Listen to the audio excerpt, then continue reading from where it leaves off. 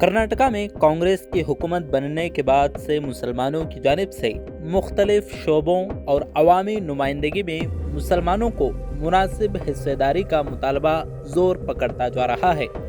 Muslim community से कर्नाटका में आने वाले कौंसिल इंतखाबात में 2 MLC सीटों की मांग को लेकर मुस्लिम MLAs ने DCM को मेमोरेंडम सौंपा था। इस सिलसिले में बात करते हुए कांग्रेस के वाइस प्रेसिडेंट उबैदुल्ला शरीफ ने मुस्लिम MLAs की अधूरी नुमाइंदगी से मायूसी का इजहार किया और कहा कि उन्हें 3 नामों का एक पैनल बनाकर पार्टी जिम्मेदार को सौंपा जाना चाहिए था, जबकि कांग्रेस पार्टी की जानिब से सिर्फ एक मुस्लिम खातून बिल्किस बानो को मुंतखब किया गया है। उबैदुल्ला शरीफ ने कांग्रेस पार्टी के दोगले रवैये पर नाराजगी का इजहार करते हुए बिल्किस बानो के इंतखाब को बिल्कुल गलत बताया। कर्नाटका कांग्रेस के नायब सदर उबैदुल्ला शरीफ ने मुसलमानों को मुनासिब नुमाइंदगी फराहम करने के पार्टी के ट्रैक रिकॉर्ड पर जोर दिया। MLC इलेक्शन आए हाल ही में, किसको टिकट दिए गए, कौन है ये? जाती तौर से मुझे उस लेडीज से कोई ये नहीं है। 80 लाख में कितने वोट होंगे उनके? क्या कांग्रेस पार्टी ने मुस्लिम क़यादत से मशवरा किया कि किसको टिकट दिया जाए? सालार में एक मीटिंग होती है MLAs की, लेजिस्लेचर्स की, उसमें यह तय किया जाता है कि 2 मुसलमान और 1 क्रिश्चियन के लिए सीट मांगेंगे और DCM के पास जाते हैं। DCM कहते हैं कि नहीं, एक ही मुसलमान को देंगे। CM कहते हैं कि नहीं, 2 मुसलमानों को देना चाहिए। और इन लेजिस्लेचर ने कहा कि हम किसी का नाम नहीं देंगे, वो अपनी तरीके से लॉबी कर ले। इन्होंने किसी का नाम नहीं दिया। लॉबी जो है, मुझे खुशी होती है अगर इस्माइल टमटकर को जमीर अहमद खान टिकट दिलाने में कामयाब हो जाते, जबकि इन सबको चाहिए था कि एक पैनल बनाकर 3-4 नामों की जो है वो देते कि किसी को बदे इन पैनल में से दीजिए। बगैर किसी से कंसल्टेशन किए हुए जो ये कैंडिडेट को टिकट दी गई है, ये मौका दिया गया है, बिल्कुल गलत है।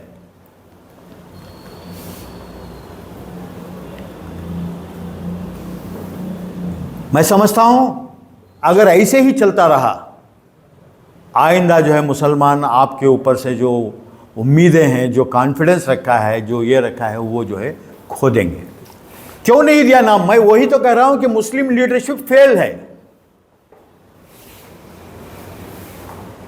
मैं कह रहा हूं एक ही नाम दिया गया था, हमारे जमीर अहमद खान साहब ने उनका नाम दिया। ठीक है कि भाई बॉम्बे कर्नाटक में उनको दे देते, नहीं, उनको नहीं दिया। बॉम्बे कर्नाटक में दूसरे भी कैंडिडेट्स थे। मैं नहीं कह रहा हूं बेंगलोर से ही दे देते, मुझे दे देते या किसी और को देते।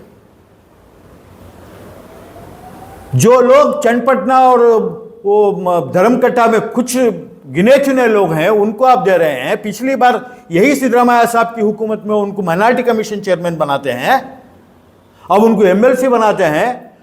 आइंदा कोई खादिया नहीं जाके इनको रिप्रेजेंटेशन देगा, उसको भी बना देते हैं क्या आप?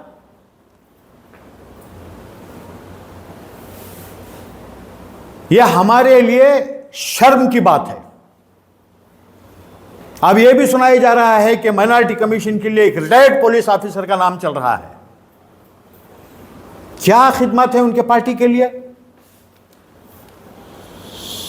मैं गुजारिश करता हूं जमीर अहमद खान और नसीर अहमद से, ये दोनों हजरात जो आज चीफ मिनिस्टर के करीब हैं, किसी भी हालत से उस रिटायर्ड पुलिस ऑफिसर को अगर आपने मौका दिया, यह सही नहीं होगा। 30, 35, 40 साल से जो कांग्रेस वर्कर्स पार्टी में काम कर रहे हैं, उनको मौका दीजिए। वो ऑफिसर जो सर्विस में रहते हैं, तब जो है मुसलमान उनके पास जाकर सलाम करते हैं तो जवाब नहीं देते, रिटायर्ड होते वक्त दाढ़ी छोड़ के आके जो है प्रीचिंग शुरू कर देते हैं, इनको आप मौका दे रहे हैं। आज चाहिए कि मुसलमानों को कॉन्फिडेंस में लेके मुस्लिम लीडरशिप चल सकती है। कैसे कैसे लोग, अजीज सेठ जैसी शख्सियत सबको साथ लेकर चलते थे, जाफर शरीफ साहब सबको साथ, जब बोलते थे ये दोनों हजरात पार्टी हलती थी। आज कहां है हमारी लीडरशिप? कौन जिम्मेदार है? हम खुद जिम्मेदार हैं इसके, हमारे लोकल हमारे लीडर्स इसके जिम्मेदार हैं। मैं दोबारा गुजारिश कर रहा हूं जमीर अहमद खान साहब और नसीर अहमद से कि माइनॉरिटी कमीशन किसी भी हालत से आप ऑफिसर को ना बनाएं। किसी भी क्यों? नसीर अहमद खुद एमएलसी थे, माइनॉरिटी कमीशन चेयरमैन थे, रहमान खान साहब माइनॉरिटी कमीशन चेयर थे, पार्टी से थे वो। ये जो खातून आज बनी है वो खुद भी थी, खमरुल इस्लाम थे। कई लोग जो पार्टी से जुड़े हुए थे वो इसके कमीशन के चेयरमैन हुए हैं। जो लोग पॉजिटिव सोच रखते हैं उनको दीजिए, ये ऑफिसर्स नेगेटिव सोच रखने वाले हैं। अगर उनका हुआ तो नाइंसाफी होगी और हम खामोश भी नहीं रहेंगे। क्या करें? देखा जाएगा। बिल्किस बानो का परफॉर्मेंस कैसा था सर? आप वो जहाँ थी वहाँ पूछिए क्या परफॉर्मेंस है उनके, कितने भद्रावती में कितने वोट उन्होंने कांग्रेस को दिलाया है, या इस बार क्या काम किया है वहाँ पे शिवमोगा में, या इससे पहले कांग्रेस पार्टी में क्या काम किया है। जनता दल में वो